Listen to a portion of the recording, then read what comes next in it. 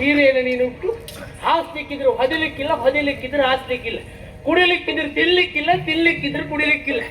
4 ದಿವಸ ಆದರ್ಶದ ಮಾತು ಬರ್ತದೆ ಶ್ರೀವಲ್ಲಿ. 5ನೇ ದಿವಸ ವಾಸ್ತವದ ಎದುರಿನಲ್ಲಿ ಯಾವ ಪ್ರೀತಿಯೂ ಇಲ್ಲ, ಯಾವ ಪ್ರೇಮವೂ ಇಲ್ಲ. ಜೀವನವೇ ಬೇಡ ಅಂತ ಹೋಗಿ ಸಾಯುವುದು ಅದಲ್ಲ ಬದುಕು. ಶ್ರೀವಲ್ಲಿ, ಬುದ್ಧಿಯಿಂದ ಆಲೋಚನೆ ಮಾಡುವ ಹೃದಯದಿಂದ ಅಲ್ಲ.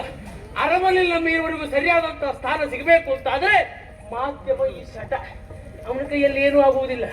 ಹಾಗಂತ ನೀನು ಸಾಮಾನ್ಯದವಳಲ್ಲ, ಮಹಾರಾಜನ ಪಾವನ ಹೆಂಡತಿ. ಮಹಾರಾಜನಿಗೆ ತಂಗಿಯಾಗಿಬಿಟ್ಟೆ ನೋಡು. ನಾನು ಸಾಮಾನ್ಯ ಸೇನಾಧಿಪತಿ. ನಾವಿವರು ಜೊತೆಗೂಡಿದೆವು ಅಂತಾದ್ರೆ ಸಾಮ್ರಾಜ್ಯವೇ ನಮ್ಮದ್ದು. ಅವ ಹೆಸರಿಗಷ್ಟೇ ಗಂಡ, ಗದ್ದೆಗೆ ಯಜಮಾನ. ಅವ ಬೆಳೆಯೆಲ್ಲ ನಮ್ಮದೇ. ದಿವಸ ಹಾಗೆ ಬಿದ್ದಿರಲಿ, ನಾನು ಬರ್ತೇನೆ. ನಮ್ಮ ಶೃಂಗಾರ ಯಾವ ರೀತಿ? ಕುಸುಮಾವತಿಯಲ್ಲಿ ರತಿಗೆ ಮಾರ, ಕರ್ಪೂರಗಿರಿಯಲ್ಲಿ ಒಲ್ಲಿಗೆ ತೀರ. ಕೊರಳಗಿರಿಮನೆಯಾನ ಬೇಡ ಒಲಿದಿದಾದರ ಕೂಡಿ ಮನೆ ಮನೆಗಳು ತಾನು ಮನೆಯುವುದು ಸರಿವೆ ನಿನ್ನ